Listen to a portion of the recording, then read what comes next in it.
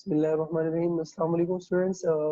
Last में हम लोगों ने चैप्टर 2 स्टार्ट किया था बायोलॉजिकल मॉलिक्यूल्स का, और उसके अंदर जो है वो हम लोगों ने इंट्रोडक्शन देखा था। फिर बायोलॉजिकल मॉलिक्यूल्स में कार्बोहाइड्रेट्स को हमने डिटेल से जो है वो देख लिया था, उसके एमसीक्यूज, उसके पास्ट एमसीक्यूज, उसके जो इंपॉर्टेंट एमसीक्यूज बनते हैं उसको हमने डिटेल में देखा। उसके बाद नेक्स्ट जो हमारे पास ये स्टार्ट हो रही है दैट इज प्रोटीन। और प्रोटीन के अंदर जो है बहुत सारे इंपॉर्टेंट एमसीक्यूज बनते हैं। ठीक है, इसमें इनिशियली अगर हम बात करते हैं कि protein 50% of the cells dry weight होते हैं। ठीक है, ड्राई वेट मतलब कि अगर हम बात करते हैं लिविंग ऑर्गेनिज्म की या लिविंग एनिमल की, हम पीछे पढ़ के आ रहे हैं कि वाटर जो है that is present in higher quantity.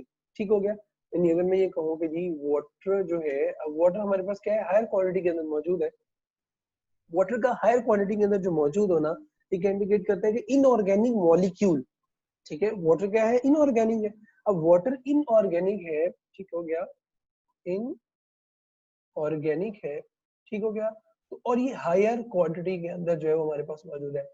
अब इसके कंपैरिजन में अगर हम बात करते हैं कि एनिमल में से वाटर को रिमूव कर देते हैं, तो वाटर का removal from the animal, remaining जो हमारे पास आप कह सकते हैं बायो मॉलिक्यूल्स, उसमें प्रोटीन, कार्बोहाइड्रेट, लिपिड्स, ठीक है, सो ऑन डिफरेंट मॉलिक्यूल्स है वो रह जाते हैं।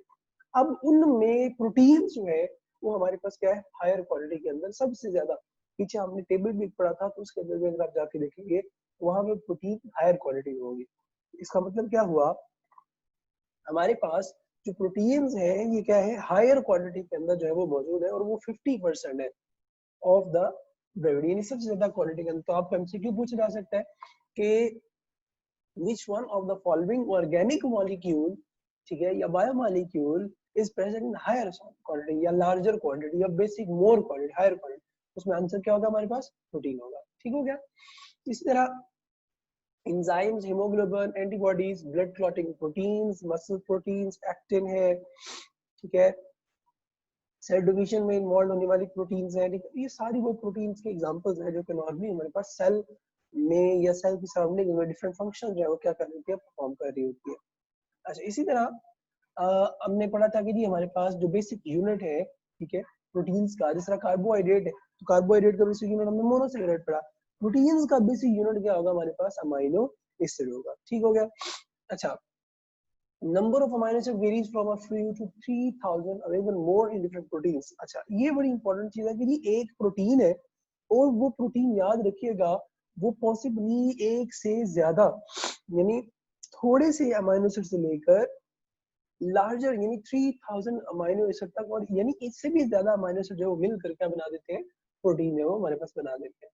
इसी तरह about 170 amino acid found in cells और टिश्यूज। ठीक हो गया, यानी अब ये कह सकते हैं कि नॉर्मली ये टाइप्स आप कह सकते हैं कि 170 डिफरेंट कैटेगरीज की अमाइनो एसिड्स होते हैं जो कि नॉर्मली सेल्स या टिश्यूज के अंदर मौजूद होते हैं। ठीक, इसी तरह अब उन 170 में से 25 जो है वो क्या है, प्रोटीन्स का कॉन्स्टिट्यूएंट, इसका मतलब है बाकी इंडिपेंडेंट रह रहे हैं, और जो 25 है वो हमारे पास क्या है, बेसिक प्रोटीन का कॉन्स्टिट्यूएंट। अब उन 25 में से भी 20 हमारे पास जो है वो क्या है, मेजरली प्रोटीन का पार्ट है। ठीक हो गया। अच्छा, अगर हमारे पास अमाइनो एसिड का स्ट्रक्चर आता है, ठीक है, तो अमाइनो एसिड के स्ट्रक्चर में आपको पता है कि ये हमारे पास अमाइनो एसिड का स्ट्रक्चर आ गया, जिसमें हमारे पास अल्फा कार्बन हो गई, उसके बाद कार्बोक्सिलिक ग्रुप हो गया, उसके बाद हमारे पास अल्काइल ग्रुप है। ठीक हो गया, उसके बाद हमारे पास अमाइनो ग्रुप आ जाएगा। ठीक, ये अल्फा हाइड्रोजन। अब हमारे पास हमने पढ़ा था कि अगर R की जगह पे H लगा होगा तो ये क्या होगा, ग्लाइसिन। CH3 लगा होगा तो एलानीन। तो हम बात कर रहे थे, हमने कहा जी अगर हाइड्रोजन है R की जगह पे तो वो हमारे पास क्या होगा, ग्लाइसिन होगा, और अगर CH3 है तो हमारे पास क्या जाएगा, एलानीन हो जाएगा। ठीक हो गया। अच्छा, अब सवाल क्या आता है कि जो अमाइन प्रोटीन्स हैं, ठीक है, यानी जो अमाइनो एसिड्स हैं, किस तरह से अमाइनो एसिड्स आपस में कंबाइन करते हैं और प्रोटीन्स बनाते हैं।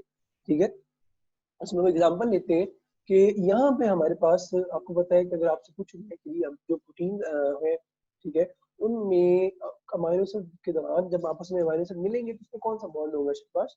आंसर क्या होगा हमारे पास? Peptide bond. ठीक है, अब सवाल आता है कि जो पेप्टाइड बॉन्ड है, ठीक है, याद रखना, ठीक है, हमारे पास एक चीज याद रखिएगा कि जो अमाइनो एसिड्स हैं, अमाइनो एसिड्स आपस में मिलते हैं और मिलकर डाइपेप्टाइड बनाते हैं, फिर टेट्रापेप्टाइड, पेंटा, इस तरह सो ऑन, और फिर पॉलीपेप्टाइड फॉर्मेशन हो जाती है। पॉलीपेप्टाइड कंबाइन करेंगे और कंबाइन करके हमारे पास प्रोटीन जो है वो बना देते हैं। ठीक हो गया। अब यहाँ पे एग्जांपल में हमारे पास एक जो है वो ग्लाइसिन आ रहा है। ठीक हो गया, ग्लाइसिन ये आपस में कंबाइन करता है, ये हमारे पास है एलानिन। अभी हम पीछे देख के आ रहे हैं कि अगर हाइड्रोजन लगा हुआ है तो ग्लाइसिन होगा, और अगर हमारे पास CH3 लगा हुआ है तो एलानिन होगा। ठीक है, अब इसमें क्या होता है कि एक अमाइनो एसिड में हाइड्रोक्सिल और दूसरी अमाइनो एसिड में हाइड्रोजन क्या करेगा? कंबाइन करेगा। अब यहाँ पे इंपॉर्टेंट एमसीक्यू पूछा जा सकता है कि during peptide formation hydroxyl is given by amino hydroxyl, ठीक हो गया, या अदर ग्रुप, तो उसमें आंसर याद रखना है जो कार्बोक्सिल ग्रुप होता है। ठीक हो गया। इसी तरह आपसे पूछा जाता है during formation of peptide bond hydrogen is provided by, समझ आई? उसका आंसर क्या होगा हमारे पास? अमाइनो ग्रुप जो है वो क्या करता है? नाइट्रोजन प्रोवाइड करता है। अब क्या होगा कि जैसे ही कंबाइन करेंगे तो कंबाइन करने के बाद हमारे पास क्या होगा? वाटर मॉलिक्यूल डिक्रीज होगा। पीछे हमारे पास क्या होता है कि इस तरह से जो कार्बन है, ठीक है, वो नाइट्रोजन के साथ क्या कर जाती है? डायरेक्ट लिंक कर जाती है। ठीक है। अच्छा, यहाँ पे एक चीज बहुत ज्यादा जरूरी है, और वो क्या है कि जो पेप्टाइड बॉन्ड यहाँ पे इंडिकेट हुआ है, अक्सर औकात क्या होता है कि उसको हम CN से भी इंडिकेट कर देते हैं। ठीक हो गया। इसको हम इस तरह से भी इंडिकेट कर देते हैं, इसको हम इस तरह से भी इंडिकेट कर सकते हैं। ठीक हो गया। ये क्योंकि ये तीनों डिफरेंट एंगल से एंटी टेस्ट में पूछा जा चुका है, तो आपको पता होना चाहिए कि जो पेप्टाइड बॉन्ड है, अगर CN भी आ जाता है, CA भी आ जाता है, अगर सवाल है ये तीनों आ जाए, फिर हम क्या करेंगे? उस सूरत में हम इसको क्लिक करेंगे। ये दोनों आ जाएंगे तो इसको क्लिक करेंगे, ये आ जाएगा तो ऑब्वियसली CC को क्लिक करेंगे। दूसरी बात, जो पेप्टाइड बॉन्ड है हमारे पास, ये कोवलेंट बॉन्ड की एक कैटेगरी है।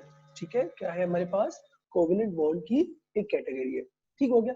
अच्छा, अब एक और चीज बड़ी इंपॉर्टेंट, वो क्या है कि दो अमीनो एसिड मिले हैं और मिलने के बाद हमारे पास how many peptide bond formation हुई है जी? कितने पेप्टाइड बॉन्ड बने हैं इस पूरे के अंदर? एक। कितने अमीनो एसिड मिले हैं? दो। ठीक हो गया, तो मैं कह सकता हूँ कि ये क्या है? हमारे पास एक डाईपेप्टाइड है। ठीक हो गया, क्योंकि अक्सर स्टूडेंट क्या करते हैं, एक डाईपेप्टाइड है। डाईपेप्टाइड का मतलब क्या है कि दो अमीनो एसिड आपस में कंबाइन करेंगे और एक डाईपेप्टाइड बनाएंगे। ठीक हो गया। अच्छा, पूछा जाए डाईपेप्टाइड, अब यहाँ पे स्टूडेंट क्या ब्लंडर करता है, ये एक फैक्ट्री टेस्ट में आया था कि डाईपेप्टाइड कंटेन अमीनो एसिड या डाईपेप्टाइड कंटेन पेप्टाइड बॉन्ड। अब स्टूडेंट क्या करते हैं? डाईपेप्टाइड कंटेन पेप्टाइड बॉन्ड, अब क्या कहते हैं? डाईपेप्टाइड है तो इसका मतलब है कितने हमारे पास बॉन्ड होंगे? दो। मगर ऐसा नहीं है, डाईपेप्टाइड के अंदर जो है वो एक पेप्टाइड बॉन्ड होगा, और अगर कहा जाए ट्राईपेप्टाइड फिर तीन होंगे, कि दो होंगे? दो होंगे। गुड, समझ आ गई इस बात की? 3 अमीनो एसिड होंगे। क्लियर हो गया? तो ये चीज जो है वो आप पे याद रखती है।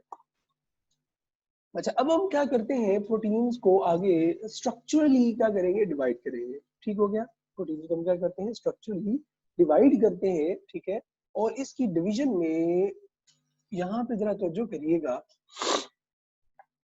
तो हमारे पास एक चीज आ जाती है, वो क्या है कि स्ट्रक्चर, यानी स्ट्रक्चर ऑफ द प्रोटीन क्या हम करते हैं? On the basis of structure हम प्रोटीन्स को क्लासिफाई करते हैं। आपने पढ़ा होगा primary, secondary, tertiary and quaternary. यहाँ पे 4 बेसिस याद रखनी। पहली बेस है number of amino acid.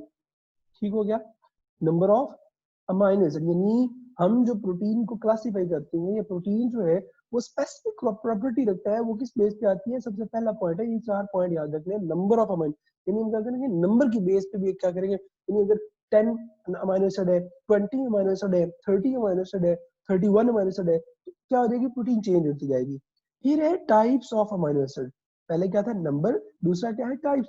Types of amino acid का मतलब क्या है कि हमारे पास जो अमीनो एसिड है उसमें कौन कौन सी टाइप्स है। ठीक है, मसलन अगर एक प्रोटीन है, उसमें हमारे पास जो है वो स्पेसिफिकली कोई अमीनो एसिड है 10 है फर्ज करें, और उसमें ग्लाइसिन, एलानिन, इस तरह से सो ऑन, मैं कहता हूँ कि ग्लाइसिन और एलानिन नहीं है, कोई और है, ठीक है, तो उसका मतलब क्या होगा कि वो प्रोटीन भी डिफरेंट हो जाएगी। ठीक, इसी तरह सीक्वेंस, अब सीक्वेंस अमीनो एसिड भी बहुत ज्यादा जरूरी है। यानी पहले मैं कह रहा था ग्लाइसिन है, उसके बाद हमारे पास क्या है, एलानिन है, फिर ट्रिप्टोफैन है, फिर इस तरह से आर्जिनिन है। अब ये पहला सीक्वेंस है, मैं कहता हूँ कि इसकी जगह पे क्या हो गया, एलानिन पहले आ गया, ग्लाइसिन बाद में आ गया, उसके बाद ट्रिप्टोफैन है, सिर्फ एक अमीनो एसिड को चेंज कर दिया, उस सूरत में भी प्रोटीन जो है वो क्या हो जाएगी, चेंज हो जाएगी। फिर है शेप ऑफ फाइनल कॉम्पैक्ट। अब हमारे पास होता ये है कि इस तरह से प्राइमरी स्ट्रक्चर बनता है, ठीक हो गया, प्रोटीन का। ओके, अब प्राइमरी स्ट्रक्चर क्या होता है ये आगे देखते हैं।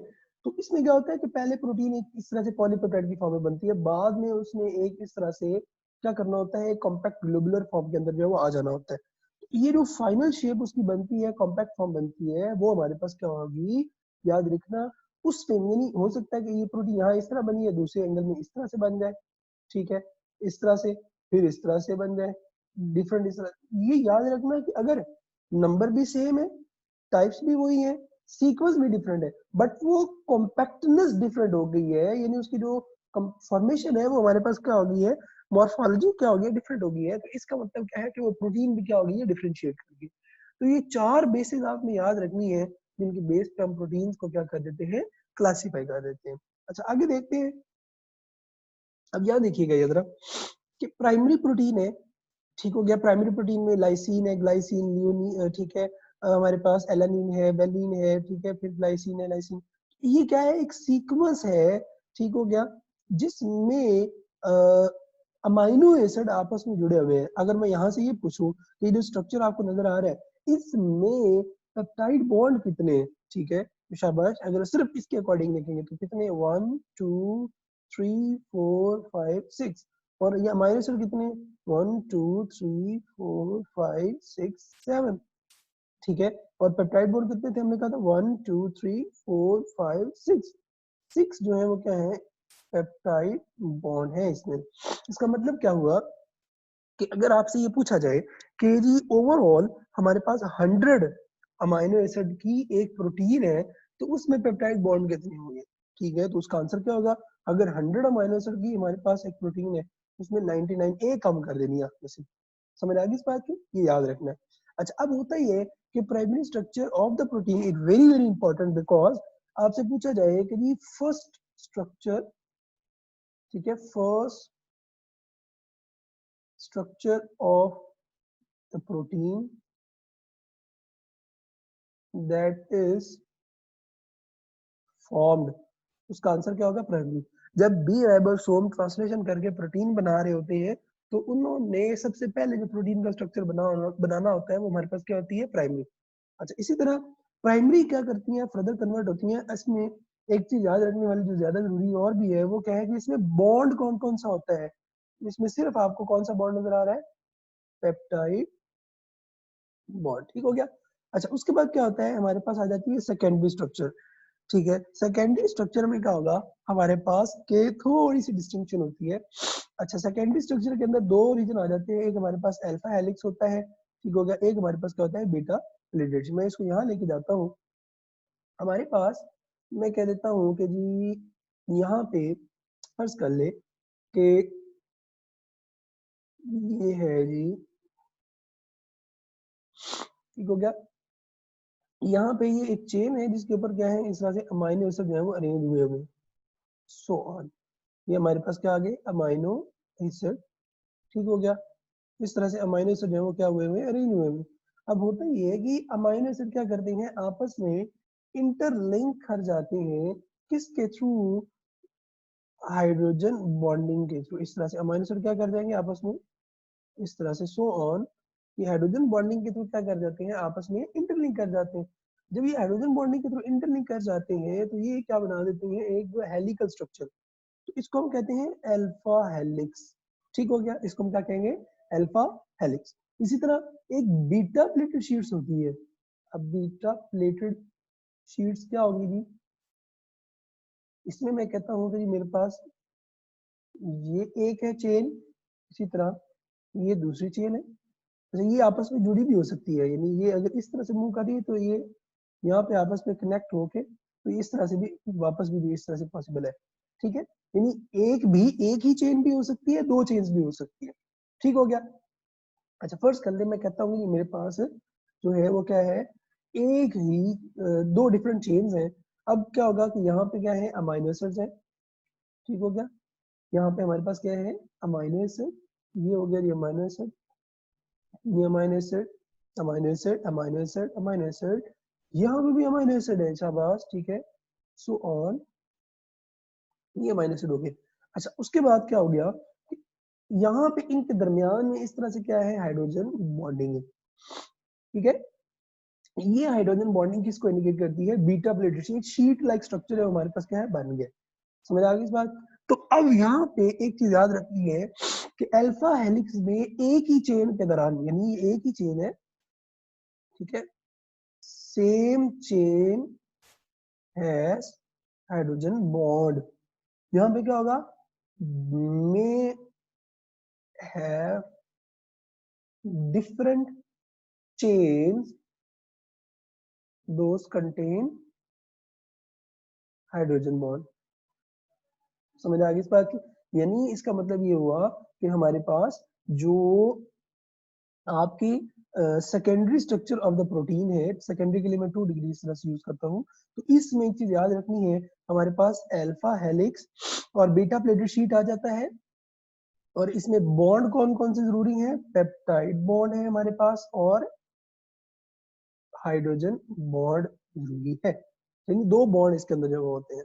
समझ आ गई इस बात की, ये आपने जो है वो एक चीज याद रख लेनी है। ओके, उसके बाद वापस चलते हैं जहाँ पे हम थे। हमने कहा जी कि primary structure of the protein है, जिससे secondary structure of the protein बन रहा है, फिर हमारे पास क्या है, tertiary structure of the protein है। ठीक हो गया। अब टर्शियरी स्ट्रक्चर में कौन से बॉन्ड जरूरी हो जाते हैं, इसमें याद रख लीजिएगा आप, पेप्टाइड बॉन्ड,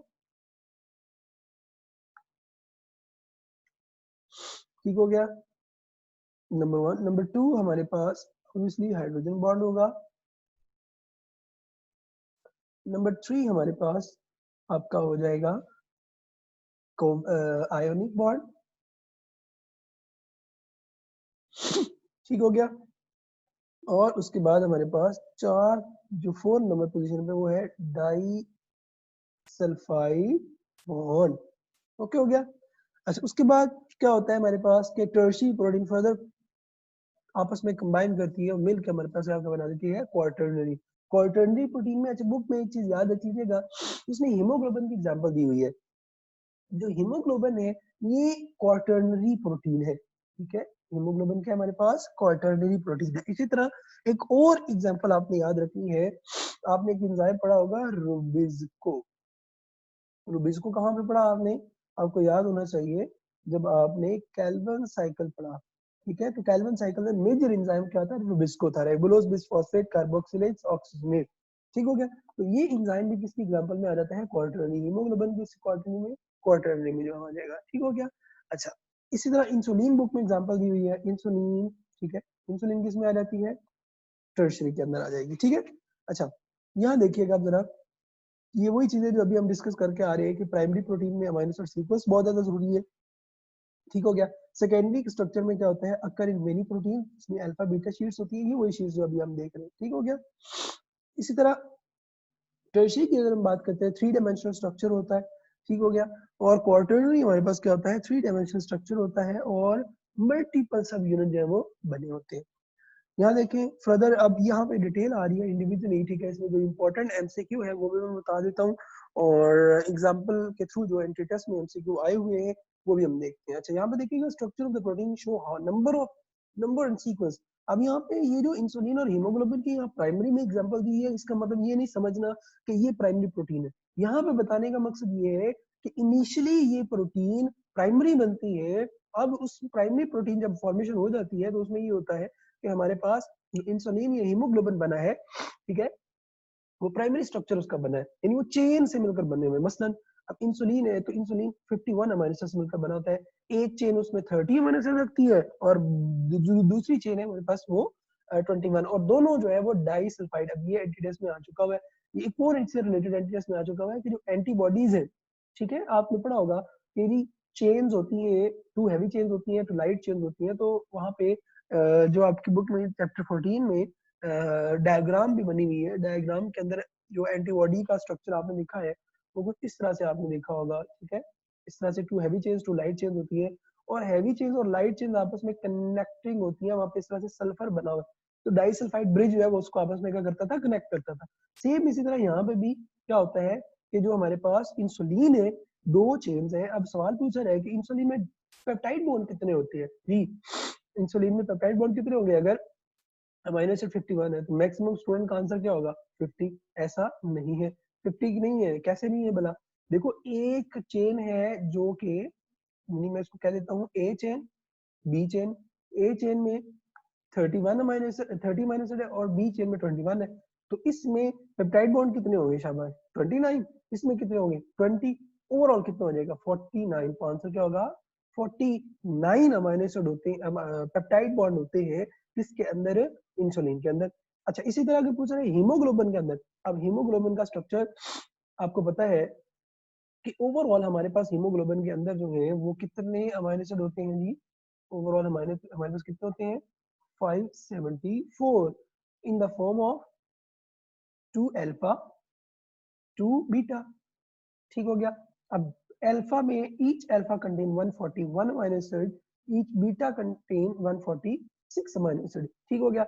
अब हमारे पास जो पेप्टाइड बॉन्ड है वो कितने होंगे, अब सिंपली एक एक सबसे कम कर दें, यहाँ पे भी एक माइनस कर दें, यहाँ पे भी एक माइनस, अमीनो एसिड में से माइनस कर दें, यहाँ पे भी, यहाँ पे भी। ये कितना हो गया 146 140 सॉरी, ये क्या हो गया 140।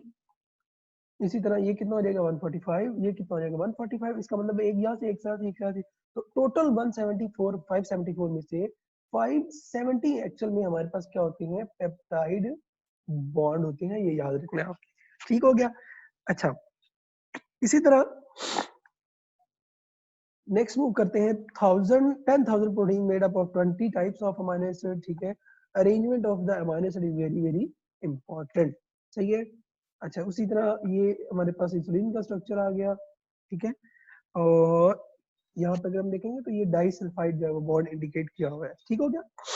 इसी तरह secondary structure of the protein की अगर हम बात करते हैं तो secondary structure of the protein जो है वो हमारे पास क्या है, कॉइलिंग एंड फोल्डिंग होती है, पॉलीपेप्टिड चेन, अल्फा हेलिक्स और बीटा प्लेटेड शीट है। Common secondary structure of the alpha helix involve in spiral formation, alpha helix uniform geometry 3.6 amino acid in each turn. अब यहाँ पे ये टर्न हमारे पास कंप्लीट बन रही है, मैं कहता हूँ तो एक टर्न के अंदर जो है वो याद रखिएगा 3.6 अमीनो एसिड जो है वो होते हैं, ठीक हो गया।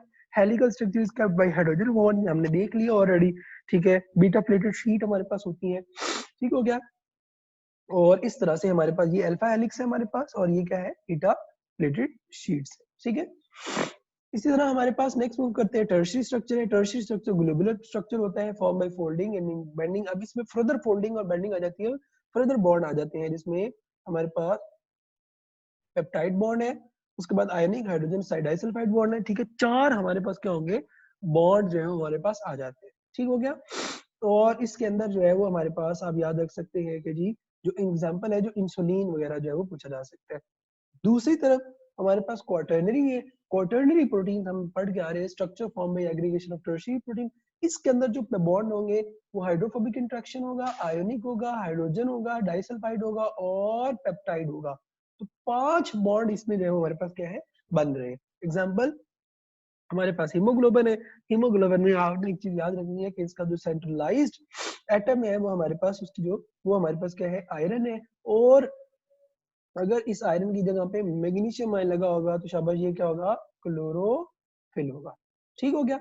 अच्छा अब इसमें जो स्ट्रक्चर है ये बहुत ज्यादा जरूरी है, यानी जो सीक्वेंस है अमीनो एसिड का, ठीक है, वो याद रखना बहुत ज्यादा जरूरी है। उसकी रीजन क्या है कि अगर अमीनो एसिड के सीक्वेंस में या अमीनो एसिड के जो चेन है, ठीक है, उसमें अगर कोई इशू आ जाता है, नंबर ऑफ अमीनो एसिड में इशू आ जाता है, एक अमीनो एसिड जो है फर्ज करे किसी दूसरे अमीनो एसिड में कन्वर्ट हो जाता है, तो याद रखना प्रोटीन टोटली तौर पे क्या हो जाती है, डैमेज हो सकती है, खराब बन सकती है, या ही आप ये कह सकते हैं कि वो प्रॉपर फंक्शन नहीं कर पा रही होगी। मसलन सिकल सेल एनीमिया हमारे पास एक केस है जिसमें क्या होता है कि जो अमीनो एसिड है, एक अमीनो एसिड है वो म्यूटेट कर जाता है each beta chain out of 574 amino acid में। कैसे, यहाँ देखिएगा जरा, हमारे पास ये नॉर्मल है रीजन, ठीक हो गया। अब इसमें क्या हुआ, पहले सीक्वेंस था GAG, ठीक है, इसी इससे मैसेंजर आरएनए बना और वो बना जी GAG। जिसने एक अमीनो एसिड बनाया ग्लूटामिक एसिड। अब ग्लूटामिक एसिड एक नॉर्मल प्रोटीन बनाएगा। दूसरी तरफ अगर हम देखेंगे तो क्या होता है कि इस एक ही जगह पे क्या होती है म्यूटेशन, और ये बन जाता है टी। ठीक हो गया, अब अंदाजा कर लें कि ए इधर आ गया, टी इधर आ गया, ठीक है, या एक जगह पे हमारे पास सिंपली क्या लग गया है, टी लग गया। अब टी का लगना क्या इंडिकेट करेगा, यहाँ पे जी यू जी, यहाँ पे क्या था जी ए जी। तो याद रखना G U G will cause production of valine. Valine amino acid लगेगा, उस सूरत में क्या होता है कि जो ये हमारे पास नॉर्मल आरबीसी थे ये क्या हो जाते हैं, इस तरह से सिकल लाइक होना शुरू हो जाते हैं। ठीक है, अब एक ये सेल है, ये सेल है, ठीक है, आरबीसी है। तो मुझे बताएंगे जी, सोचिए जरा कि कौन से अमीनो जो रेड ब्लड सेल है वो ऑक्सीजन को इजीली कैरी कर सकता है। तो हमारे पास ये आंसर आएगा, और ज्यादा अमाउंट में जब ये होगा तो इस सूरत में क्या होगा, ऑक्सीजन तो कैरी हो ही नहीं सकती, क्योंकि तो हमारे पास इंटरनली जो स्ट्रक्चर है वो क्या हो गया, डिस्टर्ब हो गया। तो ये चीज एक आपने याद रखनी है हमारे पास कि जो प्रोटीन्स हैं, प्रोटीन्स के अंदर अगर एक अमीनो एसिड भी चेंज हो जाता है तो हमारे पास क्या हो जाएगा, डैमेज हो जाएगा। अच्छा, अब एक और बड़ा इंपॉर्टेंट सवाल है, मैं यहाँ लिखता हूँ आपको, फिर आपको मुझे बताना है, इसका आंसर सोचना है। मैं आप पे छोड़ रहा हूँ, ठीक है। ओके जी, क्वेश्चन ये है कि if one amino acid is changed during if one amino acid is changed, आप कह सकते हैं, ठीक है, या म्यूटेटेड, ठीक है, या आप इसको कह लें mutated from each beta chain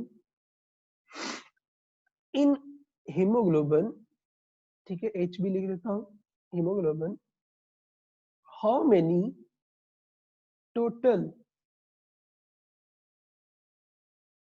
amino acid will be truly corrected out of 574, ठीक है। तो अब आप ये बताएंगे, मैं क्वेश्चन अगर समझ नहीं आया तो उर्दू में बता देता हूँ, इसका मतलब क्या है, ये क्वेश्चन क्या पूछना चाह रहा है कि आपने कहा कि जी हमारे पास जो बीटा चेन है उसमें क्या हो जाती है, म्यूटेशन हो जाती है और ग्लूटामिक एसिड वेलिन में कन्वर्ट हो जाता है। तो एक चीज याद रखें कि वो कहते हैं 574 जो अमाइनो एसिड है, उस 574 अमाइनो एसिड में से कितने अमाइनो एसिड ठीक है और कितने रॉन्ग है। तो अब मैक्सिमम स्टूडेंट इसका आंसर क्या करते हैं, शाबाश बताएं जरा, मैं बता देता हूं मैं क्या करते हैं, 573, हालांकि ये रॉन्ग है, ठीक है।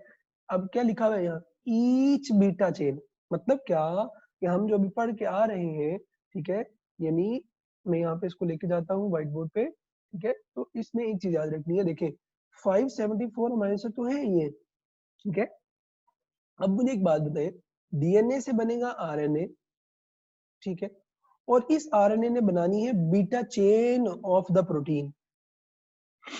अगर डीएनए ही क्या कर गया, म्यूटेट हो गया, ठीक है, तो जो आरएनए बनेगा क्या वो ठीक बनेगा, क्या बीटा चेन ठीक बनेगी। तो उसने एक स्टेटमेंट ये लिख भी दी है कि from each beta chain, from each beta chain क्या होता है हमारे पास, ईच बीटा चेन का मतलब क्या है कि दो बीटा चेन है, दो अल्फा है, दो बीटा है, ठीक हो गया, 141 141 146 146। अब क्या हुआ है कि इस बीटा चेन में से हमारे पास एक एक amino acid, each beta chain में से एक एक अमीनो एसिड क्या हो गया है, ग्लूटामिक एसिड की जगह वेलिन लग गया है। तो ये खराब हो गया, डीएनए डिस्टर्ब हो गया, जिसकी वजह से हम कह सकते हैं कि 572 अमीनो एसिड है वो क्या है, करेक्टली है, ठीक हो गया। ये याद रखते हैं आप, ठीक हो गया ना। ओके, इसी तरह फर्दर मूव करें तो हमारे पास जो प्रोटीन्स है उसको हम स्ट्रक्चरली भी डिवाइड कर देते हैं, ठीक है। फाइब्रस प्रोटीन्स होती हैं, ग्लोबुलर प्रोटीन्स है, इसमें ये सारी आपने डिटेल याद रखनी है क्योंकि एमसीक्यू में पूछी जा सकती है। अच्छा, फाइब्रस प्रोटीन में जो है हमारे पास सेकेंडरी स्ट्रक्चर बहुत ज्यादा जरूरी है। स्फेरिकल या ग्लोबुलर जो हमारे पास स्ट्रक्चर होती है उनके अंदर जो है हमारे पास क्या है, टर्शरी इज मोस्ट इंपॉर्टेंट, ठीक हो गया। इसी तरह they are insoluble in aqueous media, ठीक है, यहाँ पे कैन बी क्रिस्टलाइज हमारे पास है, ये सॉल्युबल इन एक्वस मीडियम है, ठीक हो गया। इस तरह हमारे पास एसिड बेस एक्वा मीडिया ये आ जाएगा। अच्छा, नॉन क्रिस्टलाइन होते हैं, इलास्टिक इन नेचर है, स्ट्रक्चरल रोल फाइब्रस प्रोटीन जितनी भी है इनका मेजर रोल किसमें आ जाता है, स्ट्रक्चर में। यानी आप ये कह सकते हैं कि which one of the following has structural role, उसमें फाइब्रस और ग्लोबुलर आ जाए तो उसमें याद रखना है स्ट्रक्चरल रोल में क्या आ जाएगा, फाइब्रस। इसमें एग्जांपल है सिल्क फाइबर में सिल्क, ठीक है, प्रोटीन होती है। मायोसिन में मसल्स में होगी, केराटिन नेल्स हेयर्स में होती है, ब्लड प्रोटीन फिब्रिन है। ये एंटिटेस्ट में आपके एग्जांपल्स जो है वो पूछी जा सकती है कि केराटिन कहाँ पे है, फिब्रिन जो है वो कहाँ पे होती है, ठीक है, सिल्क जो है वो कहाँ पे प्रोटीन होती है, सिल्क फाइबर में कौन सी प्रोटीन जो है वो, ठीक है। इसी तरह जितनी भी फंक्शनल प्रोटीन है, फंक्शनल प्रोटीन वो हमारे पास कौन सी है, ग्लोबुलर है। अब ग्लोबुलर में यहाँ पे लिखा हुआ है टर्शरी, इसका हरगिज मतलब ये नहीं समझ लेना कि इसमें क्वार्टरनरी आती नहीं है। अब ये कह लें कि टर्शरी ज्यादा क्वांटिटी में होती है तो इसलिए हम इसको टर्शरी ले लेंगे, ठीक हो गया। चलिए ये चीज एक याद रखिए आप, ओके हो गया जी। इसके बाद हमारे पास लिपिड्स है, ठीक है। तो यहाँ तक अगर आपका कोई क्वेश्चन है, कोई प्रॉब्लम है तो ठीक है, आप लोगों ने डिस्कस कर सकते हैं। तो हमने क्या पढ़ा था, प्रोटीन्स के हवाले से हमने प्रोटीन्स का स्टार्ट लिया। हमने कहा जी कि प्रोटीन हमारे पास जो है उसके जनरल फीचर पढ़े, ठीक है। फिर उसके बाद बॉन्ड फॉर्मेशन देखी, फिर स्ट्रक्चर देखा किस तरह से है, फिर प्राइमरी सेकेंडरी टर्शरी देखा, क्वार्टरनरी देखा, फिर उसके बाद उसको समराइज किया, फिर हमने प्राइमरी स्ट्रक्चर के हवाले से डिटेल देखी, एग्जांपल देखी, फिर उसके बाद हमारे पास सेकेंडरी के हवाले से देखा, then tertiary and then last quaternary. Then अगर पॉसिबल है कि अगर माइनस का सीक्वेंस डिस्टर्ब हो जाता है तो हमारे पास म्यूटेशन हो सकती है, और देन हम क्या करते हैं, प्रोटीन को फर्दर क्लासिफाई कर देते हैं, ठीक है, जिसमें फाइब्रस और ग्लोबुलर आ जाते हैं, ठीक है।